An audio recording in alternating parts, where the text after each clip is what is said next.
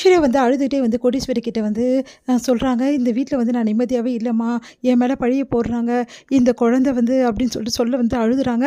என்னடி சொல்கிறேன், எனக்கு ஒன்றுமே புரியலையே அப்படின்னா, அது மீதியை நான் சொல்கிறேன் அப்படின்னு சொல்லிட்டு சித்ரா வந்து சொல்கிறாங்க, இந்த குழந்தை என் பையனோடது கிடையாது, இவன் யார்கிட்டயோ போயிட்டுச்சே, இதெல்லாம் என்ன என் வாயில் சொல்லணும்னு எனக்கு என்ன அவசியமா அப்படின்னு சொல்கிறாங்க. அப்போ வந்து என்னடி நடக்குதுங்க அப்படின்னு சொல்லிட்டு மகா அப்படி சொல்லிட்டு கேட்குறாங்க. மகா வந்து நடந்த விஷயத்தெல்லாம் சொல்கிறாங்க. இந்த மாதிரி வந்து மதன் வந்து மிரட்டினது, அதுக்கப்புறம் வந்து ஃபோட்டோஸ் அனுப்பிச்சது, அந்த ஃபோட்டோஸ் எல்லாம் பார்த்து வந்து கௌதம் வந்து அவங்கள வந்து திட்டினது, வீட்டில் உள்ளவங்க எல்லாருமே வந்து என்ன பண்ணுறதுன்னு தெரியாமல் தவிச்சது எல்லாத்தையுமே சொல்கிறாங்க. கோடீஸ்வரி வந்து ஒரு நிமிஷம் வந்து தன்னையே வந்து மயக்கம் அடைகிற மாதிரி ஆயிடுது அவங்களுக்கு. அப்படியே நின்றுடுறாங்க.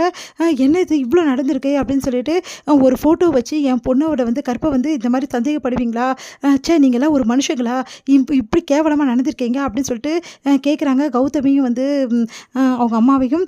அதை பார்த்துட்டு வந்து அவங்க என்ன இப்போ சொல்லிட்டாங்க உங்கள் பொண்ணு ரொம்ப உத்தமியா, எப்படியெல்லாம் வந்து ஏமாத்திருக்கா என் பொண்ணு, 1000 ஏமாத்து பண்ணுவா, நான் இல்லைன்னு சொல்லலை, அவள் வந்து நிறைய வந்து ஆசைப்படுவா, பேரசக்காரி தான், நான் அதுவும் இல்லைன்னு சொல்ல, இப்போ வரைக்கும் என் பொண்ணு எவ்வளோ பண்ணியிருக்கா, அதுக்கெல்லாம் அவளை நான் கண்டிச்சிருக்கேன், ஆனால் இந்த விஷயத்தில் நான் அவளை கண்டிக்கவே மாட்டேன், ஏன்னா என் பொண்ணு என் வயிற்றில் பிறந்த பொண்ணு என்றைக்குமே தப்பு பண்ண மாட்டா, புரியுதா அப்படி சொன்னோன்னே, நீ கவலைப்படாத ஐஸ்வர்யா, உன்னை யார் நம்பினாலும் எனக்கு அதை பற்றி கவலை இல்லை, ஆனால் அம்மா உன்னை நம்புற, புரியுதா, நீ என்றைக்குமே வந்து இந்த மாதிரி கேவலமான ஒரு விஷயத்தை நீ செய்யவே மாட்ட, அதை நான் நம்புகிறேன், இவங்களாம் நம்பலைன்னா அதை பற்றி கவலையே கிடையாது, இவ்வளோ கேவலமாக பேசுகிறாங்க, இவ்வளோ மோசமாக நடந்துக்கிறாங்க, உன் புருஷனே உன்னை நம்ப மாட்டேங்கிறாரு, எல்லாரும் படியத்துக்கு உன் மேலே போடுறாங்க, இந்த மாதிரி ஒரு குடும்பத்தை நான் எங்கேயுமே பார்த்ததில்ல, ஆமாம் உங்கள் குடும்பம் ரொம்ப நல்ல குடும்பம், உங்கள் குடும்பம் ஏமாத்த குடும்பம் தானே, ரொம்ப ஓவராக பேசுகிறீங்க அப்படின்னு சொல்லிட்டு சித்ரா வராங்க. உடனே வந்து இங்கே பாருங்கள், ஆளை தெரிஞ்சு பேசுங்க, உங்கள் இஷ்டத்துக்கு வாயை விடாதீங்க, புரியுதா அப்படின்னு சொல்லிட்டு மகா சொல்கிறாங்க. உடனே வந்து சித்ரா வந்து செமையாக டென்ஷன் ஆயிடுறாங்க.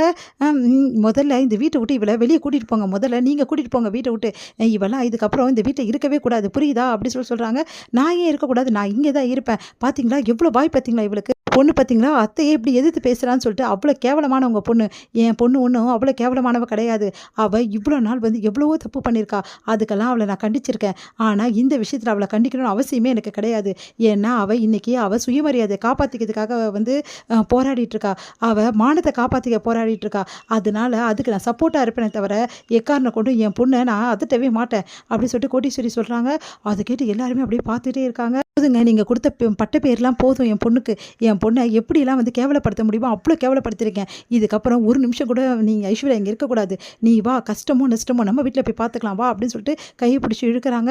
இங்கே பாருமா, என்ன நடந்தாலும் சரி இந்த வீட்டை விட்டு நான் வரவே மாட்டேன், புரியுதா, இங்கே இவ்வளோ பெரிய பழியை தூக்கி என் மேலே சுமந்து போட்டிருக்காங்க, நான் உன் கூட வந்துட்டா இதெல்லாம் உண்மையான ஆகிடும் அப்படின்றாங்க. உடனே மகா, ஆமாம்மா அக்கா சொல்கிறது கரெக்டு தான், இந்த பழியிலேருந்து அக்காவை நான் மீட்டு தான் கொண்டு வருவேன், அதுக்கப்புறம் வந்து பார்க்கலாமா அப்படின்னு சொல்கிறாங்க. அதெல்லாம் தெரியாதுடி, நீ வந்து தான் ஆகணும், நீ வரப்போறியா இப்போ இல்லையா, என் பொண்ணை நானே கூட்டிகிட்டு போயிடுறேன் அப்படின்னு சொல்லிட்டு கையை பிடிச்சி இழுக்கிறாங்க. ஐஸ்வர்யா வந்து வரமாட்டேங்கிறாங்க.